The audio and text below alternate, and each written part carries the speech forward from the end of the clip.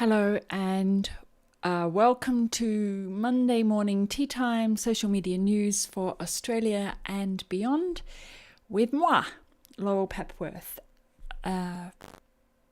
First of all, I am thinking of moving this to Friday afternoon and having a glass of wine while we do it. I just think Mondays are about organising your week, setting up your calendars, scheduling everything, organising meetings with clients, but also your social media management tools, sorting out any issues that happened on the weekend, and various other things. I've just realised that my streaming software doesn't tell me if the sound is up or not, so I'm going to assume the sound's working. I know I ask every time, but no matter how much I test it, I've usually changed something and I've broken something. It's just the nature of how I work or don't work. So if we do it Friday afternoons, here's the question though, do people want to look at work stuff on a Friday afternoon? I don't know. I think that social media sits in a funny place where it's not the same as doing your accounts. By the way, I got my QuickBooks up to date this morning, so I think I deserve congratulations. I'm too dark, aren't I? Am I too dark? If I'm too dark, let me know. I have got another light, but I liked the purple background and it doesn't show up if I put the front ring lights on. So this morning we've got a few things to look at. I had a really quick glance to see what the news was or what was breaking in social media for Australia, what might impact us today, this week, next month. There are often you can look back and see where new regulations came from or your CEO calls you with concerns. Is this going to happen to us? And often if you're monitoring and managing what's going on social media campaigns, then you can understand how it migrated from where it was and into the news. So I am going to switch to that now. We're going to go here and then here, and that will give us a monitoring tab. Sort of, maybe. Okay, so the first one I wanted to bring up was Respect My Privacy, former health minister's home address leaked. I saw this tweet when it came through and I thought, yeah, this is going to be interesting. Her tweet came through my feed because people were sharing and commenting on it. And the two things that occurred to me, I am going to put that light on. I just think I'm too dark. The two things that occurred to me, one was that if we allow this kind of escaping of personal information, there's going to be a few issues. And it's going to come down to regulation. Now, in part, that's Facebook's fault. Because in the original online community management world, we used to force people to not use their real name, not to divulge real information. And in fact, there were government regulations. I don't know if they're still there. They're pretty archaic today. But they said that ministers had to use their title and public service staff for emails and communications had to use their title, and their title was in their email address. So it would be primeminister@gov.au or customer service 1234@gov.au. I'm pretty sure those regulations, they're probably still there, but they're a little bit like really ancient laws. Nobody knows about them or pays attention to them anymore. So let's talk about this one. Let's talk about social media, baby. What do we have here? what I'm interested in, as for the people who've distributed my home address widely, I have no words. But then she had originally said, "Dear media, I won't be doing interviews at my home. Please respect my privacy and safety. When I want to speak to you, I'll call." So I actually think it's the media that released her personal information, not social media. Social media will get the blame. It'll end up into some kind of a inquiry, particularly if anything was to ever happen. And we do know that there have been ministers of parliament that have been shot and attacked and stabbed and things overseas. I think one was in, was it Ireland or Wales or Scotland? Something like that. So, yeah, that's a bit of an issue. In other news, not to do with Australia, Facebook et al., all of them, are being called into yet another Senate inquiry in the States to do with privacy. So they should be feeling the heat. Of course, it's kind of interesting because government uses the data that the third-party partners that work with Facebook and Twitter collect. So when you visit a website, that information is made available to Facebook and Twitter and LinkedIn, but it's also made available to government. When you use a credit card, the third-party data warehouses collect that data, pass it through to Facebook and Twitter, and also pass it through to the government. So I'm wondering if the Senate inquiry will include the government people that are responsible for collating and curating big data and using that information and how they use it. And I'm not just talking security here, like NSA. I'm talking about health data and banking data and things that are not about people that are doing or allegedly doing criminal activity or terrorist or something like that. Let me just bring up my little system here. I want to make sure everything's working. And I know it's boring, but this is the nature of doing things live. Yeah, it looks like it's going out. Goody. Fantastic. If you have a question about social media, please ask me in the comments because I can read them live and then I can answer it to you live as well.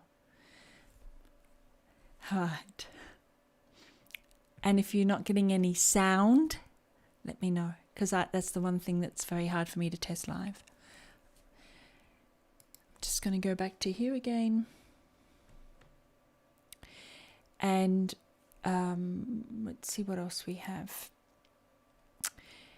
I'm just pulling up random jobs. There was a social media manager job that I wanted to cover for a gin company, and they asked me very nicely to post about it. But before I had the opportunity of doing it, they had 400 or 600 applications. So social media campaign managers, social media marketing managers, social media branding, all the different social media manager roles are extremely popular at the moment. Lots of people want to take them on. Some of them are work from home, some of them are part-time, some of them allow people to have a portfolio of jobs. And I have a previous video that goes through dozens of different kinds of social media jobs, from content creators to content schedulers to all the different types. So go and have a look at that video if you're interested. If you're not, don't.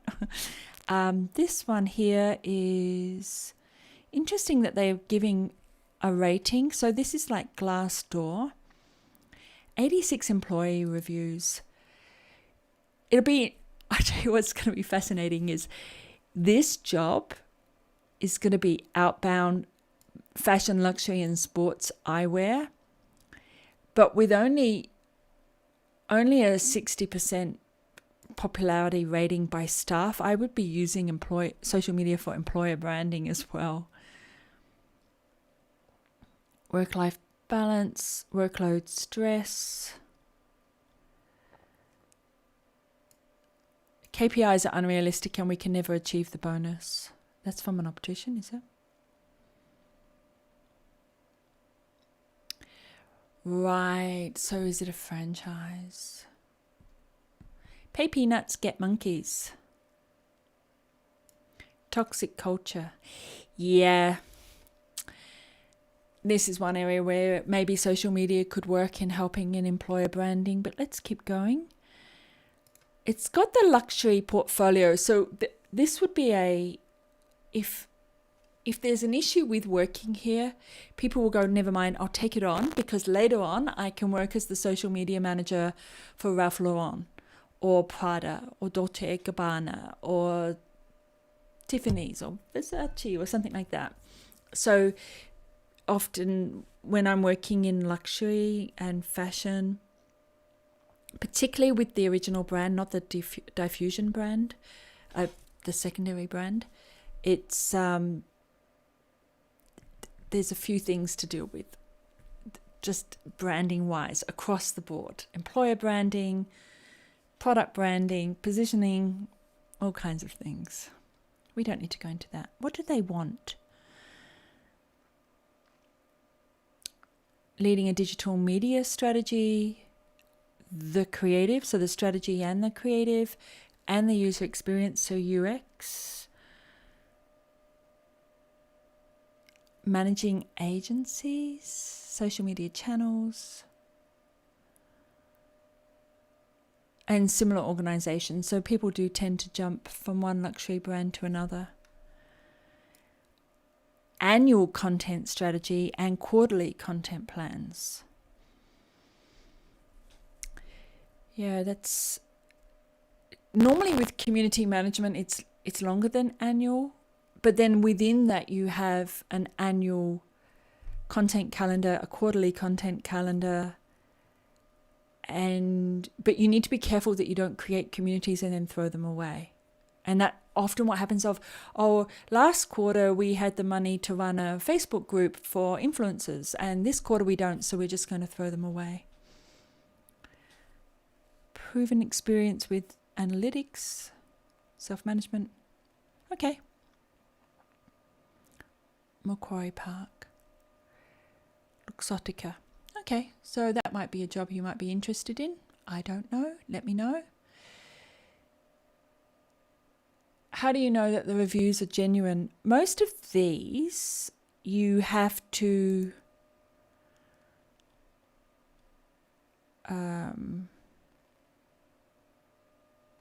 you can't alter them or edit them. I don't know. I know with Google reviews, I gave a negative review and they needed me to upload my receipt to prove that I actually had been there. And I know with Amazon, you need to have actually purchased, and with Apple. And then some of them have verified next to them if you have submitted proof. But I haven't been into Seek to see what their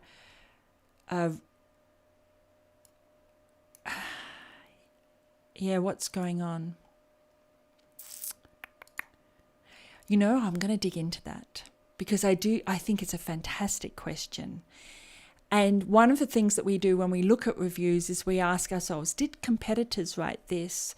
And then is it relevant to me? So if it says something like, the job is not supportive of women with kids. Well, that tells you something about the culture. But if you don't have children and you're 18 to 20 and looking for your first job, you're not going to put as much importance on it, which you should, but you're not, as if you're a woman with children who knows that is not a culture they want to work in.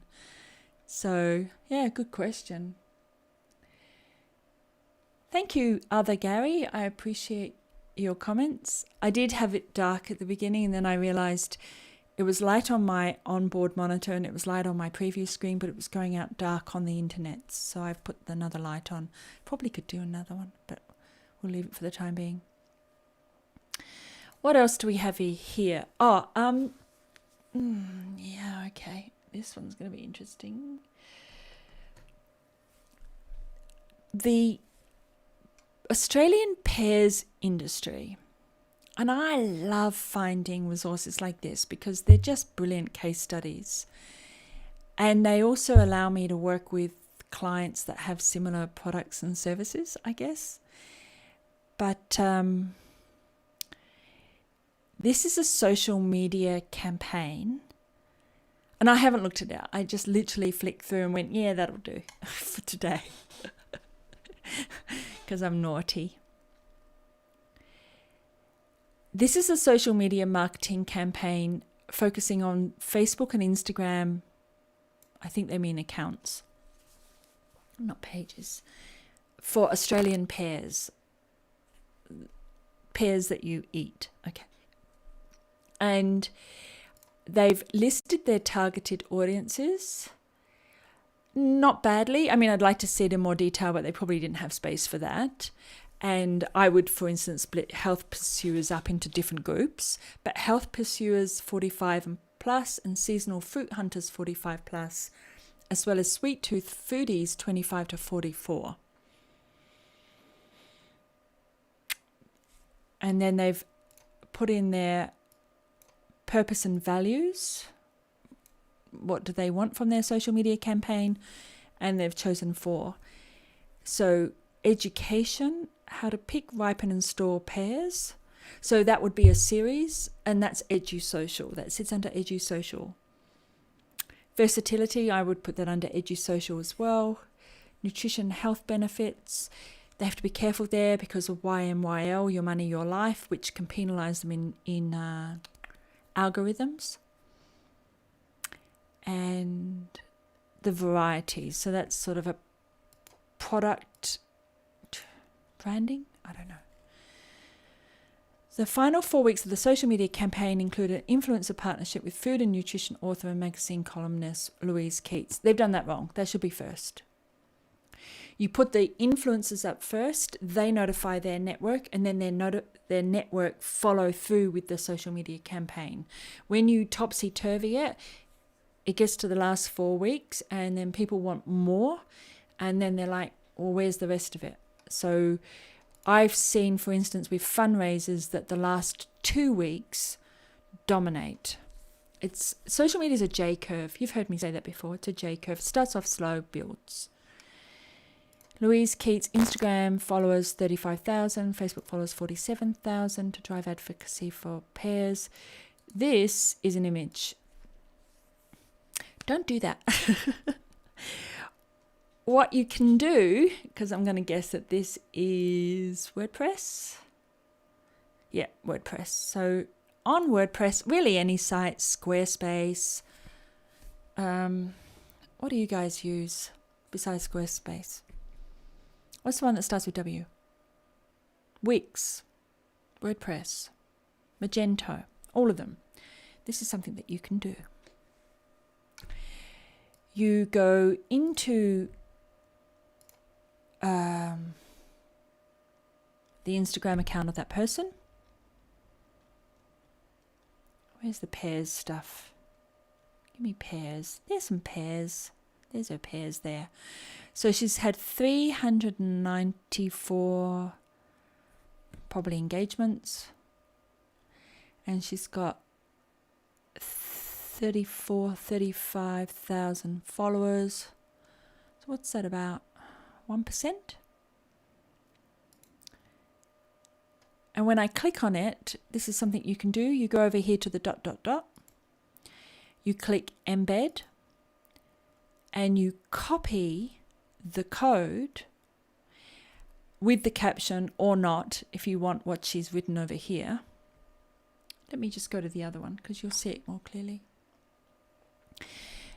But if you want what she's written here, you'll be able to choose with the code or without the code.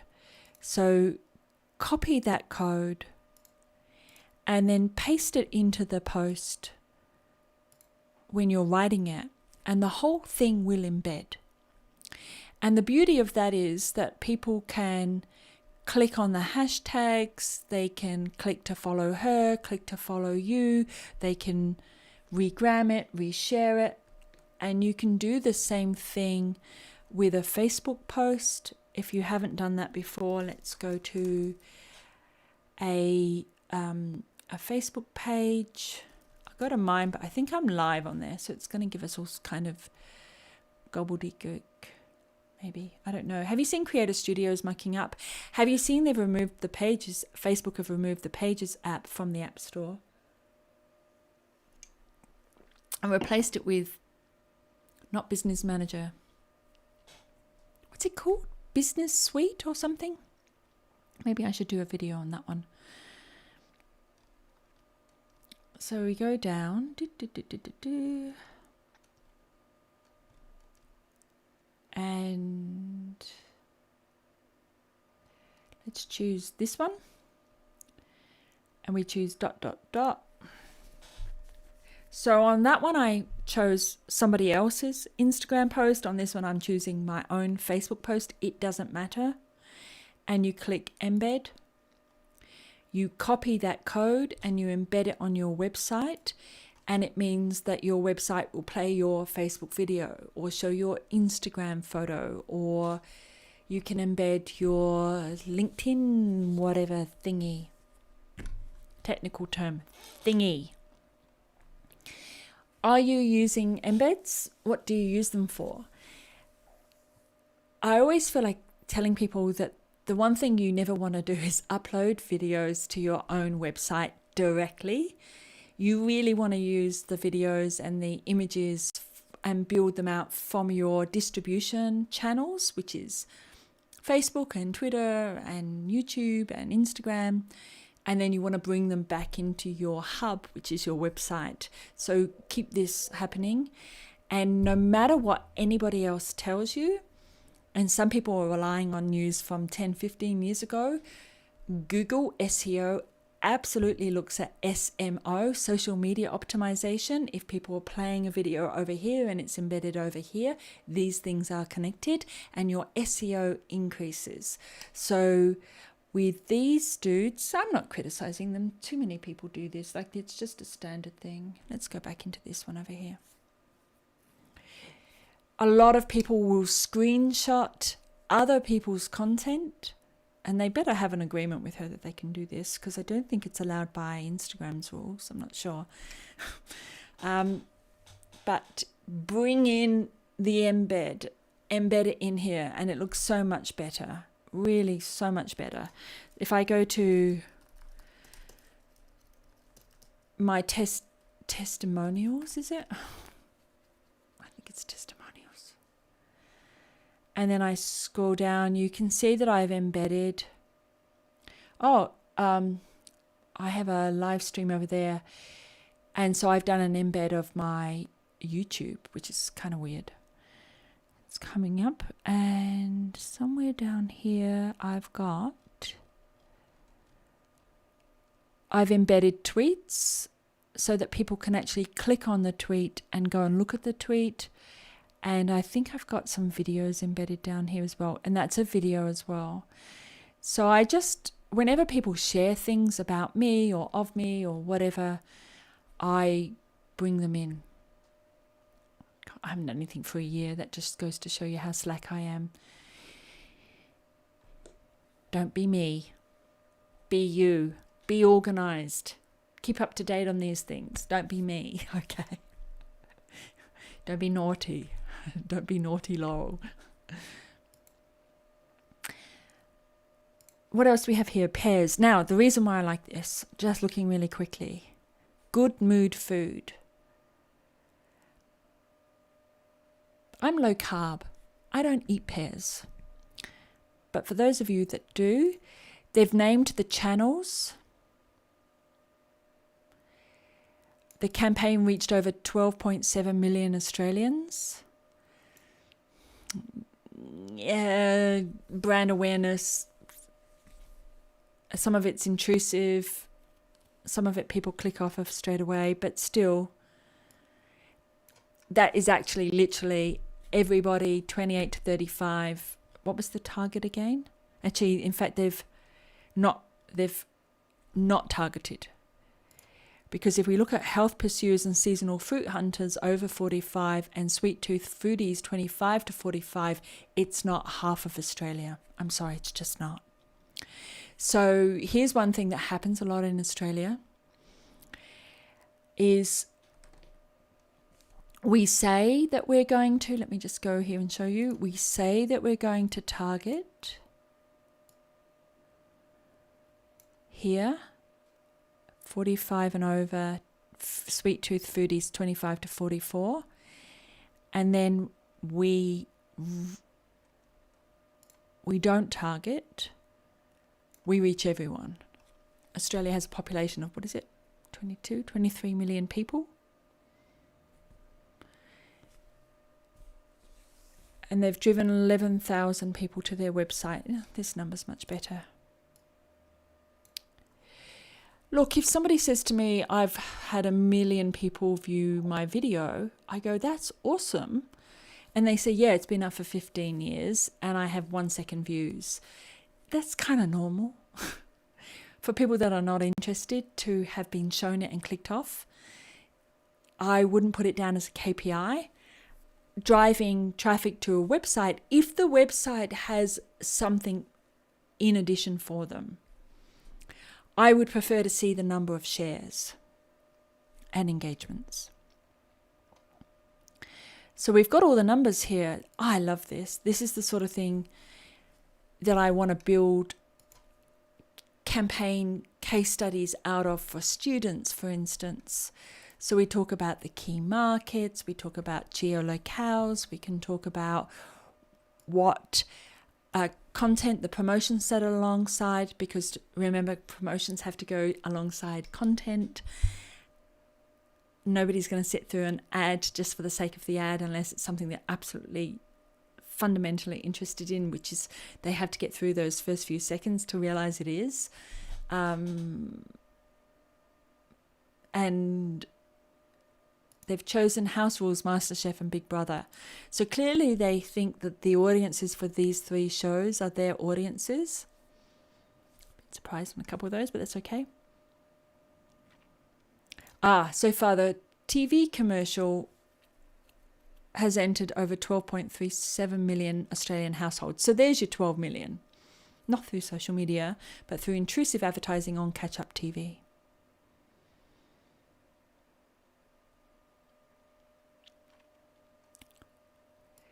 $500,000,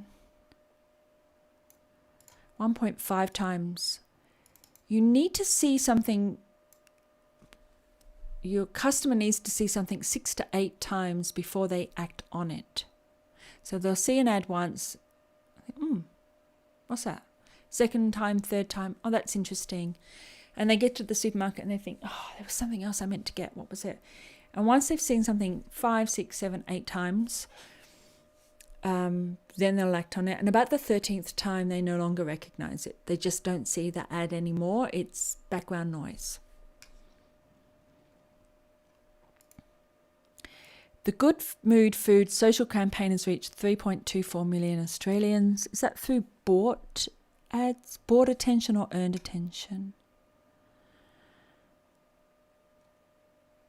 Sometimes people call social media campaigns is actually their ads and boosted posts, and other times it's actually a campaign. I don't know. And then the question is, are they counting, how many did Louise have? Are they counting 34,000 people, 35,000 people who could have seen it, or the actual number of people who saw something? I don't know. I don't know that they're including influencer and distributor marketing at all in their social media marketing campaign. Then they've got outdoor and they've got print. So this is called a multi-channel. It's called mixed media. There's a few different terms for it. You don't have to simply have a social media campaign that runs purely on social media. You can hijack channels. One of the best dollar spends we've ever done multiple times is buying ads on traditional media channels to direct people to the social media channel and then keep people engaged on the social media channel. And you don't just buy an ad which says follow us on Facebook, but you say we're running a competition on Facebook. Why don't you come and like us on there? Or we're doing some giveaways, or we've got a video series, or we've got recipes for you, something like that. And then use so that you're basically hijacking an audience that belongs to another channel and bringing it to your channel. It's one of the reasons, by the way, why influencers are so careful with, some of them should be, with the brands they work with, because effectively not only are they co-branding and taking on that brand's reputation or lack of reputation, but they also know that that brand can hijack their followers and say to their, like once they get them on their channel, they can keep them engaged on there and then drive them to other influencers. So there's a little bit of, well, you don't want a brand to be a floozy. And next week they've got another influencer, and then all the people that follow you think that influencer's better, so they go over there. So influencers are fairly careful with the co-branding thing. Let's keep going. This has been going on forever and ever. How long has it been going on for? 30 minutes. Goodness me. Last one, I think. Thank you, Victoria Rose. I appreciate your comment. In fact, I'm going to put it up on the screen because I'm practicing anyway. So, Victoria Rose, fascinating facts, lol. Yay! I really do appreciate that. And I just want to say that I know I'm asking people for questions, and what I've discovered is it doesn't necessarily work live, that people haven't thought through their questions that they want me to answer. So if I move the social media news program to Friday afternoon and we have a glass of wine or two, it might be a better option than, I don't know. Would people ask me on a Friday afternoon? Probably not. Maybe what I'll do is I'll collect the questions and then just answer. I've got lots of questions, but I need to just check how relevant they are today. I collect them every time I speak to clients. Let's have a look. And students and the press and whoever else. South Australia fights back against antisocial campers with quirky outback tourism campaign.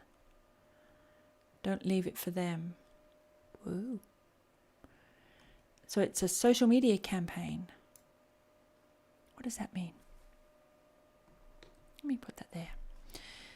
Organised by a coalition of outback businesses and funded by the Outback Communities Authority, the Aussie Travel Code seeks to answer the big questions. What to do if someone is pulled over to the side of the road to the danger of flying poo spiders? What's a flying poo spider?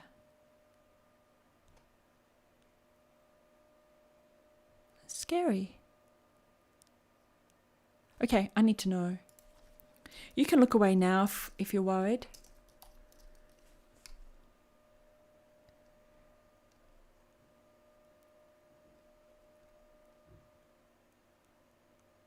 It's spider poo after they've eaten flies. Ooh. Okay. See the things you learn? Victoria, you said that they were fascinating facts. Now you know what a flying poo spider is.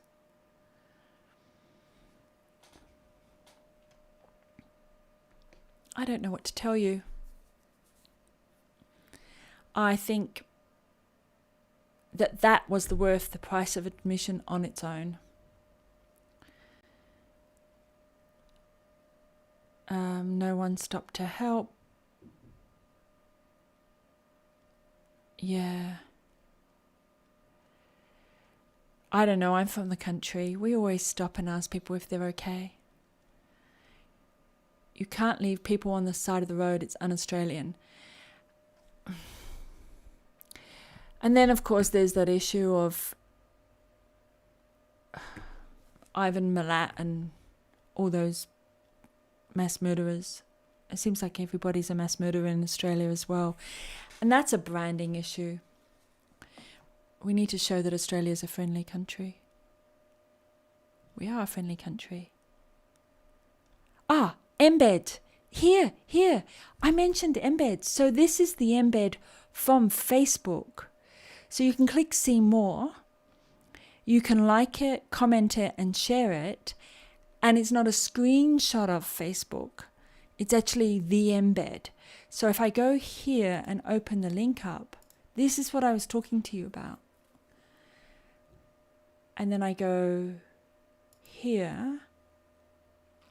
No, I don't go here. I go here. And I choose embed, I copy it, and then I paste it in. So what we can see here is that the ABC is pasting in the Aussie travel code, flying poo spiders next 96 kilometres.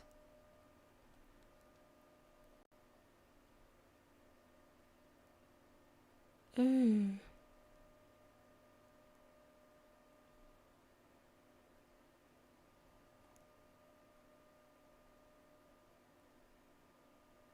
Oh.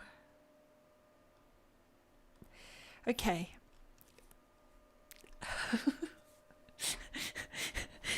Let me just go back to the chat window again.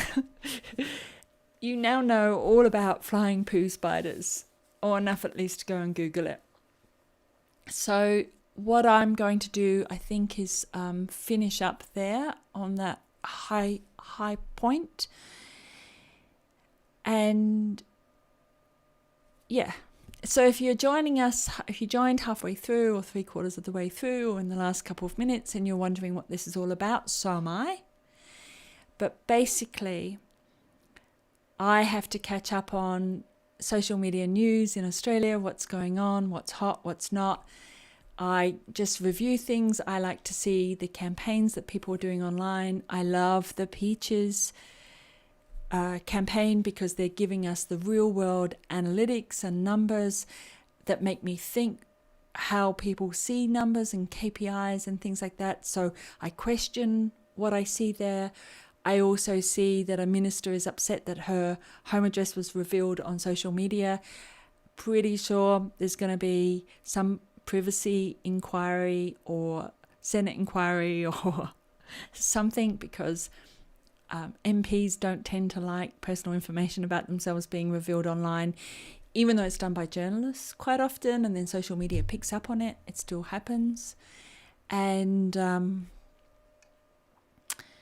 on Friday, if I switch it to Friday, I don't mind doing them on Fridays because it gives me a chance to clear the board for what happened during the week. And can you embed a LinkedIn page? Not sure. I'm going to finish up though, Ivan, and there you can always embed certain things, but you can't embed everything. And so that's one of the things I've noticed. Like sometimes you can embed a post, but you can't embed the comments, or you can embed the image, but you can't embed the text, and each platform has different requirements. I don't remember right now what you can embed with LinkedIn. I think there are certain things. You can certainly embed things in LinkedIn, and I've done that numerous times. And then they turn some of them off. For instance, I used to embed Facebook Live in LinkedIn because LinkedIn didn't give me live streaming. Interestingly, LinkedIn still hasn't given me live streaming. I've had to hack my way around it. So the whole embed thing on LinkedIn, LinkedIn tries to have a closed system, but then they need an API because they know they don't get distribution if they don't open it up. So it has to do with how APIs work. And I said that I wouldn't answer it. I did anyway. All right. Last thing. I don't know if this button's going to work because it never does. And I need to update the slide because I'm doing Zooms now, not everything else. But as we go out, if you have any questions for me to answer around any questions around social media, please let me know. Ivan, on Friday, I will cover LinkedIn embeds and what you can and can't embed in LinkedIn and from LinkedIn, just for you, my love. And I've got a course coming up at the end of November. If you can hear the alarm, that's the fire alarm going off. So I think that is the internet telling me to go away. I'll see you again soon.